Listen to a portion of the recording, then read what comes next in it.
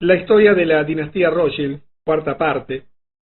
En esta conferencia vamos a abarcar un breve periodo, nada más que 20 años, de 1861 a 1881. Sucede que los acontecimientos comienzan a precipitarse. La influencia de los Rothschild a lo largo de esa década, esos 100 años que había comenzado allá por el 1700 y pico, comienza a hacerse efectiva y a extenderse por todo el mundo. Ya vimos muchos detalles en la tercera conferencia, pero hoy vamos a ver cosas sorprendentes. Están afectando tu vida hasta el día de hoy, y que una vez que las conozcas, seguirás agregándole piezas a ese complejísimo rompecabezas que es la historia moderna, donde somos testigos presenciales de algo extraordinario. La finalización de una historia, de una vieja discusión que comenzó hace 6000 años en el jardín del Edén, y que tú vas a ser testigo presencial de cómo va a terminar dentro de muy poquito tiempo. Pero vamos de lleno a los temas de hoy. Habíamos terminado la tercera conferencia cuando en 1861 el presidente Lincoln, que fue el 16º presidente de los Estados Unidos, asesinado pocos años después, lo vamos a ver hoy, tema relativo a su asesinato. Él tenía una fuerte puja porque todos los presidentes asesinados de Estados Unidos lo fueron porque se oponían al dominio financiero de los Rothschild. Y recuerdas que él intentaba obtener préstamos para financiar su guerra, la guerra de secesión en Estados Unidos, y entonces le pidieron una tasa de interés absolutamente usurera, abusiva, para hacerle sentir el poder que ellos tenían, porque les había quitado el derecho a explotar el Banco Central de los Estados Unidos, y había, lo peor de todo, había comenzado a emitir su propia moneda, y Lincoln se enojó con toda razón, pero bueno, esa era la realidad. Lincoln lleva adelante su proyecto de emitir su propia moneda. ¿Nunca reflexionaste que por qué tu país, a pesar de ser soberano y poder emitir su propia moneda, está absolutamente atado al Banco Central de los Estados Unidos, a la Reserva Federal? Porque si tu país no puede comprar los dólares que necesita, simplemente no puede negociar, no puede interconectarse con el resto del mundo. Tú no podrías hacer nada, si no, pregúntale a los venezolanos las enormes dificultades que tienen, porque justamente en su país la moneda del dólar no es de libre circulación. Y para 1862, Lincoln había emitido y distribuido títulos de deuda con valor de moneda de libre circulación por un total de 449 millones de dólares. Él dijo: le dimos a la gente de esta república la mayor bendición que ha tenido, su propio papel moneda para pagar sus propias deudas. ¡Qué afirmación impresionante! ¡Qué verdad! ¡Qué fácil sería para todos nuestros pueblos si la emisión de nuestra moneda fuese una bendición! Ya no lo es más, porque todos nuestros países, como te digo, son absolutamente dependientes de toda una hegemonía que se ha ido tramando, desarrollando a lo largo de los siglos.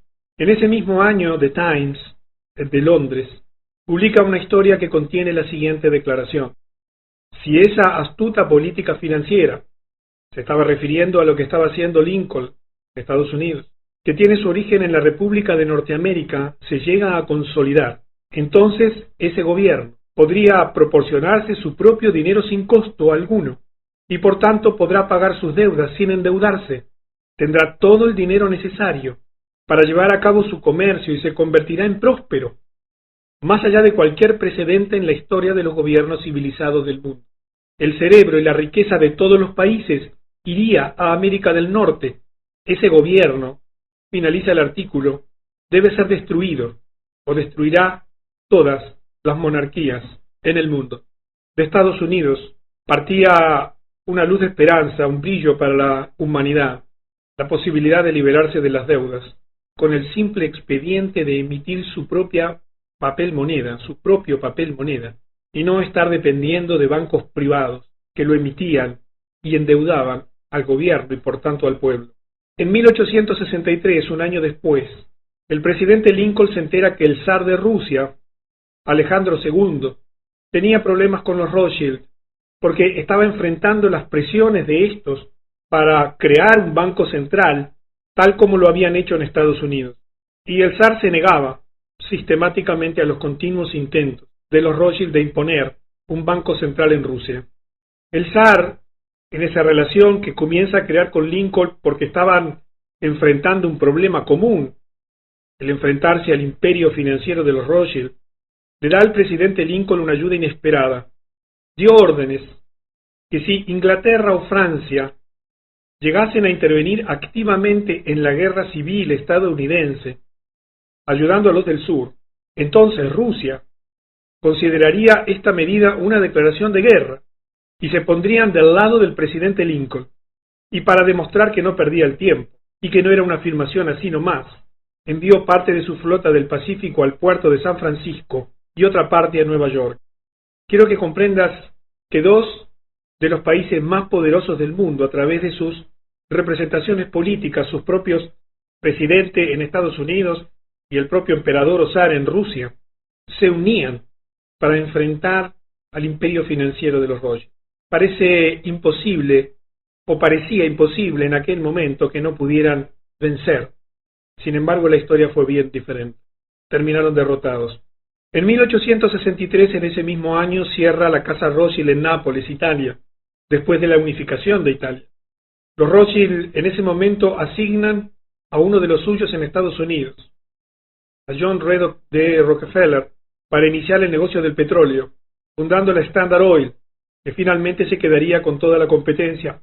¿Recuerdas cómo vimos en la conferencia anterior que comenzaron a extender el imperio financiero a un imperio industrial, a un imperio económico y comercial, absorbiendo y dominando las principales industrias del mundo, especialmente las estratégicas, el control de la producción de minerales fundamentales, el control de la producción de todas las industrias básicas de energía y por supuesto la industria militar.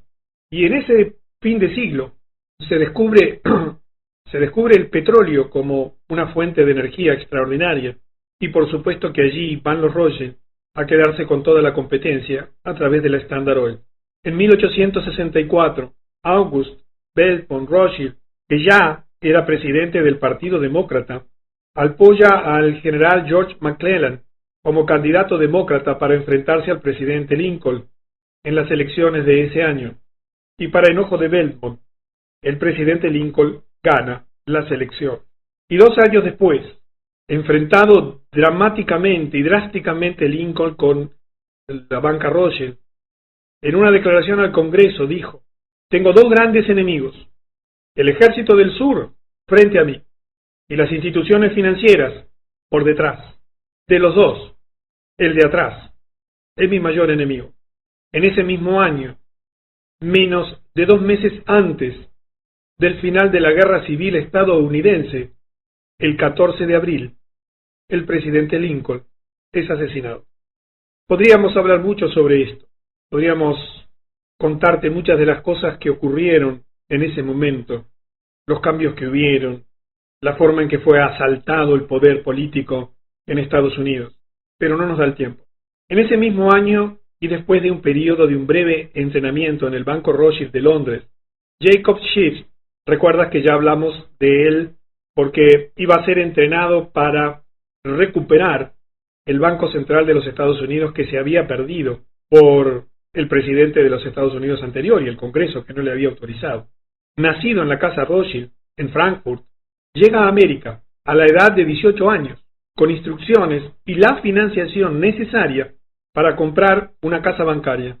Su propósito, instruido obviamente, era llevar a cabo las siguientes tareas, y yo quiero que prestes atención especial a lo que te voy a contar ahora, porque en la medida de que avanzaba la historia y que iban adquiriendo experiencia, conocimiento y poder, comenzaban a afinar los instrumentos políticos, sociales, económicos, militares y de todo tipo para llevar adelante, año a año, lustro a lustro, década a década, centuria a centuria, sus programas. Primero, obtener el control del sistema de dinero de Estados Unidos mediante el establecimiento de un banco central.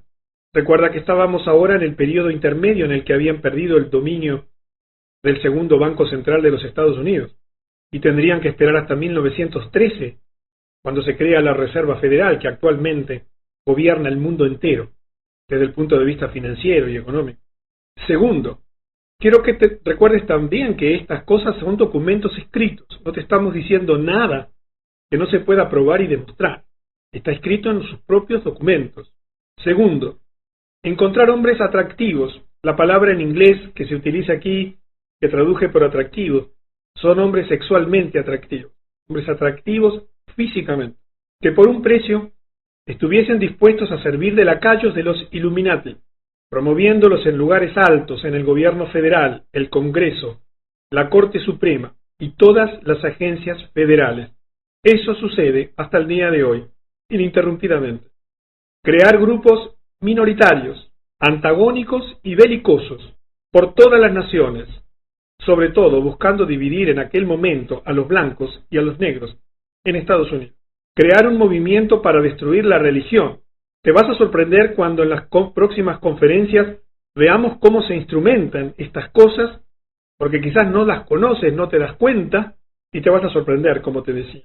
Cuarto, crear un movimiento para destruir la religión en los Estados Unidos, por el cristianismo, con el objetivo principal. Institución que por supuesto hoy existe, que la vas a conocer aquí en el futuro. Esto es un plan inevitable, que lo iban a llevar adelante sí o sí. En 1865 Nathaniel de Rothschild se convierte en miembro del Parlamento de Aylesbury. En 1868 Jacob Santiago Meyer muere, poco después de comprar Chateau Lafite. Recuerda que ya habían comprado otra gran viñedo, otra gran bodega francesa, una de las 4 grandes bodegas y viñedos de Francia. Es el último de los hijos de Meyer Amschel Rothschild en morir. Recuerdas que este hombre Meyer fue el que inició toda esta historia y él había tenido varios hijos y muere el último de sus hijos en este momento. Y en 1870 Nathaniel de Rothschild también muere. Es importante conocer que la historia y la dinastía fue enlazándose unos tras otros. En 1871, un general americano denominado Albert Pike, hombre fundamental en la historia de la humanidad, porque fue uno de los grandes hacedores y continuadores de los proyectos Illuminati, así como Adam Weishaupt lo fue en 1776, ¿recuerdas? Cuando puso por escrito el proyecto Illuminati. Había sido introducido a los Illuminati Albert Pike por Giuseppe Mazzini. Completa su proyecto militar para las 3 guerras mundiales y varias revoluciones alrededor del mundo, llevando así al mundo a la etapa final de la gran conspiración. Y veamos este proyecto, porque te va a sorprender. En 1871, por escrito, se estableció que la Primera Guerra Mundial se lucharía con la finalidad de destruir al zar de Rusia, según lo prometido por Nathan Meyer Rothschild en 1815. ¿Recuerdas la promesa por la cual el zar le había negado a Rothschild el Banco Central y su influencia? El zar se sustituiría con el comunismo, que ha de ser utilizado para atacar a las religiones, sobre todo el cristianismo. Las diferencias entre los imperios británico y alemán se utilizarían para fomentar esta guerra. Vamos a la Segunda Guerra Mundial, y aquí por supuesto es un breve resumen. La Segunda Guerra Mundial se utilizaría para fomentar la disputa entre el fascismo y el sionismo político, con la masacre de los judíos en Alemania, una pieza clave para lograr el odio contra el pueblo alemán. ¿Recuerdas que como consecuencia de ese odio se logró el reparto de Europa? Cifras colosales de dinero se utilizaron por parte de los Rothschild, se generaron unos gastos impresionantes en esa Segunda Guerra. El mundo se endeudó absolutamente con la banca financiera internacional, no solamente para financiar la guerra, sino para reconstruir Europa. Y de ese modo se lograba, a través de la guerra, más dominio y control financiero del mundo.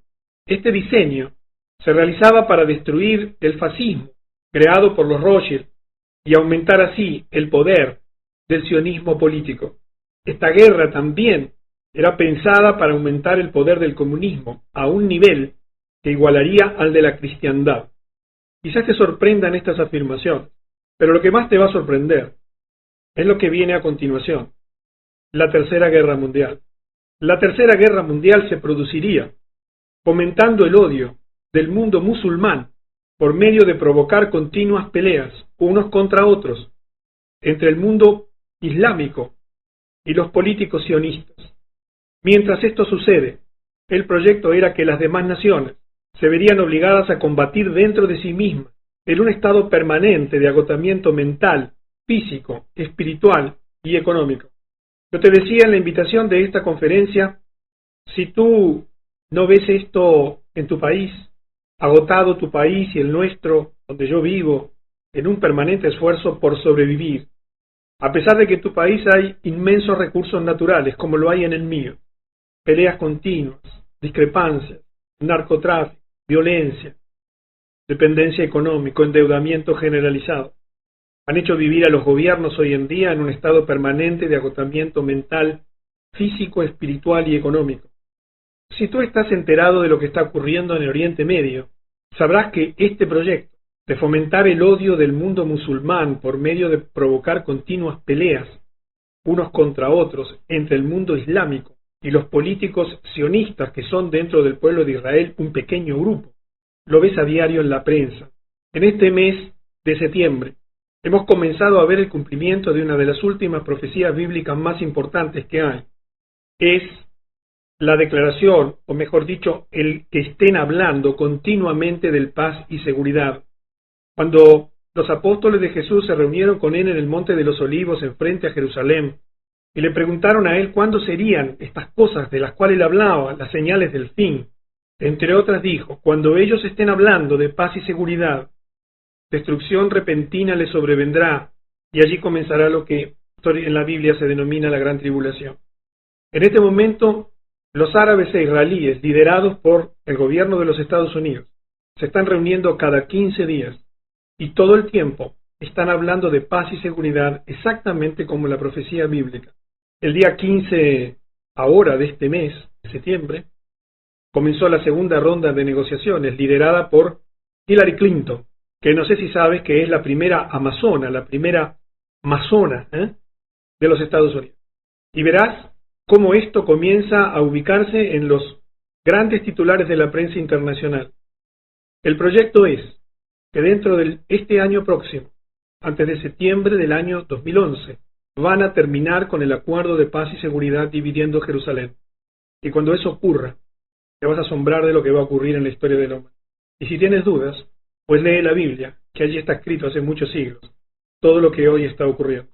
En 1871, el 15 de agosto de este año, Albert Pike escribió una carta, actualmente catalogada en el Museo Británico, a Giuseppe Mazzini, en la que señala lo siguiente, pero antes de ir a ello, quiero comentarte de que las cartas de Pike anteriores, ese proyecto, está en el Museo Británico y el Museo Británico niega su existencia, pero existen muchos documentos probatorios de su existencia. Digo esto porque quizás encuentres información de que el Museo Británico niega tener esas declaraciones, ese escrito de Pike del año 1871 que recién habíamos mencionado. Pero esta carta sí está catalogada y pública. Vamos a liberar a los nihilistas y los ateos, y vamos a provocar un gran cataclismo social que en todo su error mostrará claramente a todas las naciones el efecto del ateísmo absoluto, el origen del salvajismo y de las mayores agitaciones sangrientas. Entonces, en todo el mundo, los pueblos se verán obligados a defenderse contra la minoría mundial de revolucionarios, buscando exterminarlos como destructores de la civilización. Así, las multitudes desilusionadas con el cristianismo, cuyos espíritus quedarán a partir de ese momento sin dirección y liderazgo, ansiosos por un ideal, pero sin el conocimiento de dónde enviar sus mensajes de adoración, recibirán la verdadera luz a través de la manifestación universal de la pura doctrina de Lucifer, que se llevará finalmente a la luz pública. Una manifestación que derivará en un movimiento general reaccionario, que continuará a la destrucción del cristianismo y el ateísmo, ambos conquistados y exterminados al mismo tiempo. No sé si adviertes que el proyecto Illuminati es un proyecto en el fondo religioso, que utiliza el dinero y el poder material para instrumentar la adoración al diablo, literalmente.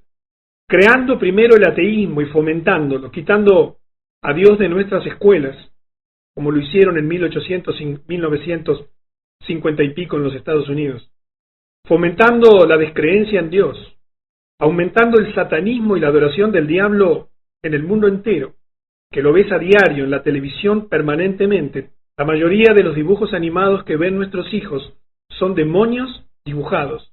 Y quiero que escuches la siguiente declaración que hizo Albert Pike. Esto está escrito, documentado.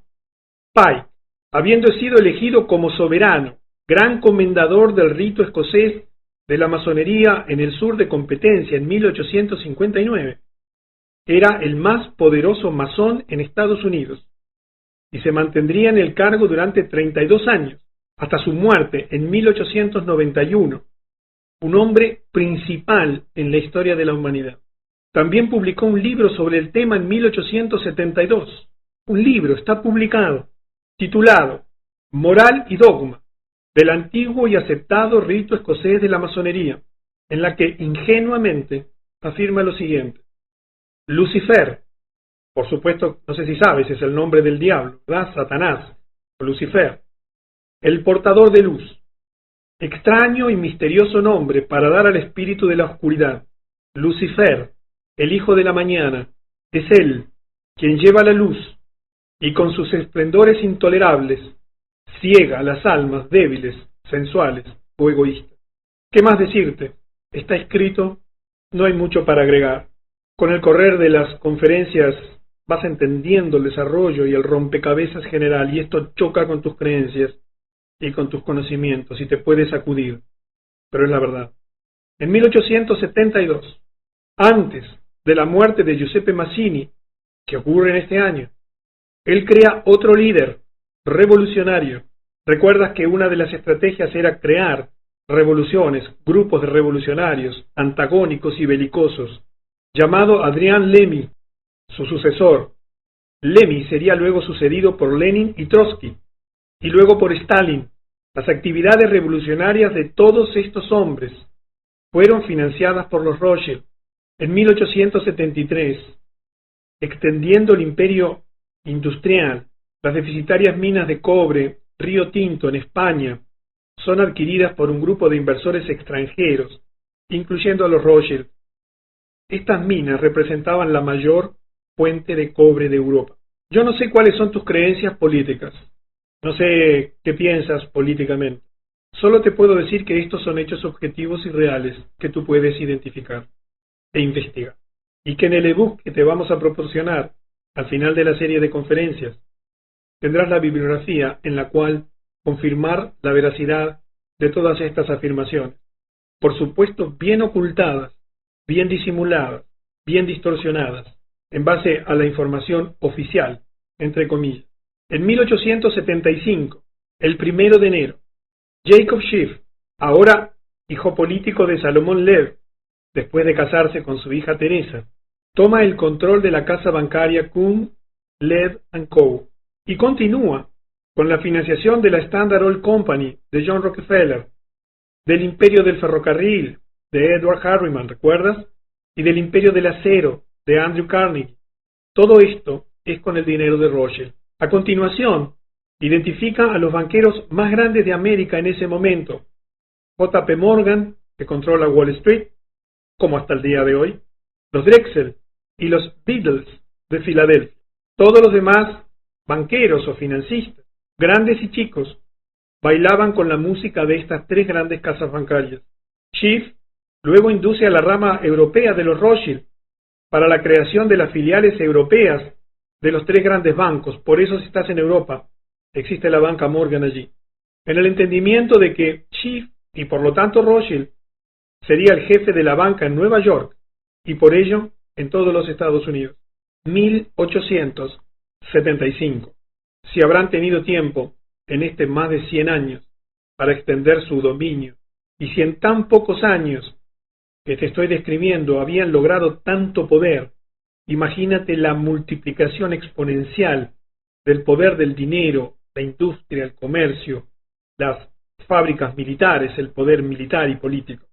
N.M. Rothschild & Sons realiza, esto es una historia muy importante, porque te va a mostrar en una historia mucho más cercana a ti, a mí, cómo dominan los países utilizando todo tipo de descubrimientos, todo tipo de grandes logros, de grandes realizaciones monumentales en la historia de la humanidad. N.M. Rothschild & Sons realiza una emisión de acciones para recaudar capital para el proyecto del túnel que uniría a Francia con Inglaterra, con la mitad de su capital procedente de la empresa Rothschild. Recuerda la compañía que habían fundado en Francia allí para crear el ferrocarril del Camino del Hierro del Norte. Y ese año, Lionel de Rothschild también le presta al primer ministro Benjamin Disraeli el dinero necesario para la financiación de la compra por parte del gobierno británico de las acciones sobre la Compañía del Canal de Suez, de Said Khedive, que era el virrey de Egipto. Esto se hizo porque los Rothschild necesitaban esa vía de acceso que se realizaba por un gobierno que era controlado por los ingleses, para así utilizar ese gobierno militar protegiendo sus grandes intereses comerciales en el Oriente Medio. Y escucha la historia de lo que se vivió en Egipto como consecuencia de esta situación.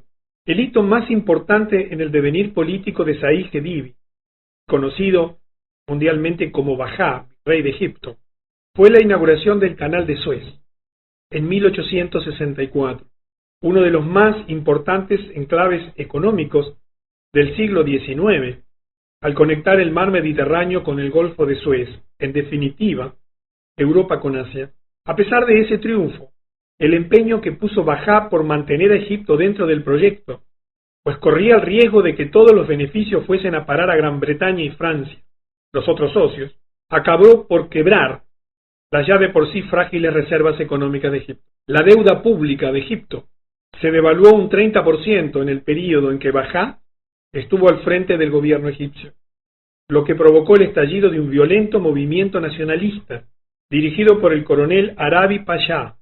Como medida para sofocar esa revuelta, Bajá cometió un error decisivo para su propia carrera política y para el devenir de su país. Vendió a Gran Bretaña, entre comillas, porque en realidad el dinero no era de la Gran Bretaña, era de los Rothschild, gran parte de las acciones egipcias de la Compañía del Canal de Suez, con el fin de obtener dinero con que pagar a sus tropas. Evidentemente, aunque el dinero llegó a Bajá, quien se mantuvo en el poder, hipotecó el futuro de Egipto en manos británicas. Y este tipo de historias las ves repetidas a lo largo y ancho de la historia de la humanidad moderna, permanentemente, demostrando el inmenso poder que ya habían acumulado para ese momento, porque recuerda que para fines del siglo XIX se calculaba que tenían el 50% de la riqueza mundial en su poder.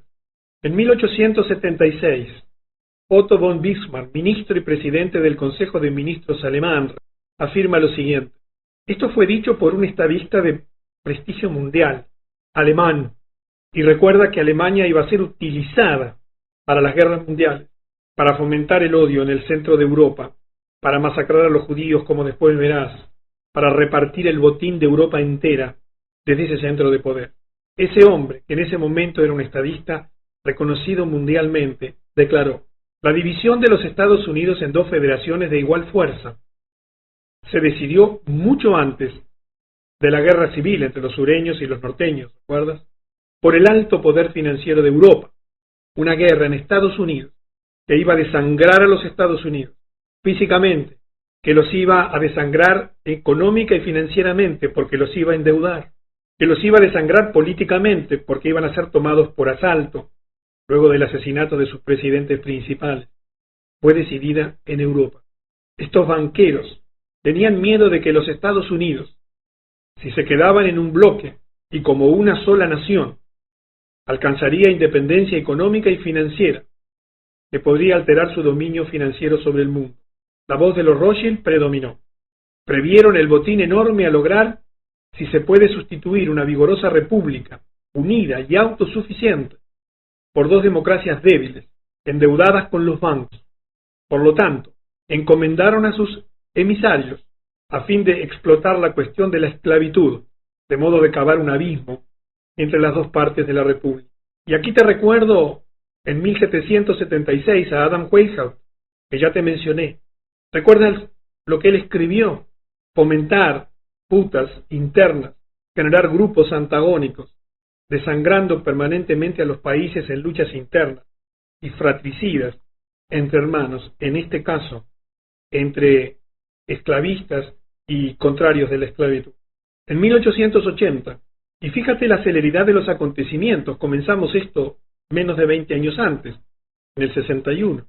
Agentes de Rothschild comenzaron a fomentar en Rusia una serie de pogroms. Los pogroms son levantamientos, como dice aquí abajo textualmente, más o menos organizados contra un pueblo o etnia por parte de la población civil en que se atacan sus viviendas, propiedades y personas. Por antonomasia reciben ese nombre los disturbios antijudíos, ocurridos en Europa desde el inicio de la era común hasta el siglo XX. Agentes de Rothschild comenzaron a fomentar en Rusia una serie de pogroms, pero también en Polonia, en Bulgaria, en Rumania. Estos levantamientos resultaron en la masacre de miles de judíos inocentes, impulsando la huida de aproximadamente 2 millones, principalmente a Nueva York, también a Chicago, Filadelfia, Boston y Los Ángeles. La razón de iniciar estos pogroms era crear una gran base judía en América, que cuando llegaran serían educados para registrarse como votantes demócratas. Unos 20 años después, esto daría lugar a una masiva base de poder demócrata en los Estados Unidos, a ser usado para elegir a la presidencia a hombres dependientes de Rothschild, como documentadamente lo fue, y después te vas a enterar, Woodrow Wilson, para llevar a cabo las órdenes de los Rothschild. Yo conozco de estas cosas porque hace muchos años que las leo, las estudio, tengo muchísima información que te podría dar, pero me pongo de tu lado en este momento y me detengo. Es un asalto a tu cultura, es un choque contra lo que conoces y te han enseñado desde niña y desde niño, mentira tras mentira, sentado en un pupitre, llenándote de libros que muestran una historia absolutamente falsa. Y comprendo que es polémico y que quizás afecte tus creencias como te lo he comentado anteriormente, pero créeme que en toda esta información hay veracidad y honestidad, y si dudas, averigua y estudia. Y digo esto con un absoluto respeto por ti y por mí. En 1881, el presidente James Garfield, el 20º presidente de los Estados Unidos, que solo duró 100 días, afirmó 2 semanas antes de ser asesinado, y te vas a asombrar lo que te voy a contar cuando lleguemos al asesinato de Fisher al Kennedy. Quien controla el volumen de dinero, decía este presidente, y ya esto lo has escuchado del presidente Adam Watson y también de Lincoln, quien controla el volumen de dinero en nuestro país es dueño absoluto de toda la industria y el comercio. Cuando usted se da cuenta que, de una forma u otra, todo el sistema es muy fácil de controlar por unos pocos hombres poderosos, usted no tendrá que averiguar demasiado para saber cómo se originan los periodos de inflación y la depresión. En ese mismo año, Edmund James de Rothschild tiene un hijo de Maurice de Rothschild. Quiero que sepas, y te lo comenté anteriormente, todos los presidentes que se intentaron asesinar o se asesinaron tienen un hilo conductor en común. Se opusieron a la banca Rothschild, intentando retener el control de la emisión de moneda en el propio gobierno, en el pueblo, y no en un banco central privado. Y por eso fueron asesinados. Hemos llegado al final de esta etapa. Nada más que 20 años hemos podido cubrir, porque los acontecimientos se precipitan. Verás cosas sorprendentes en la 5ª parte de la dinastía Rothschild.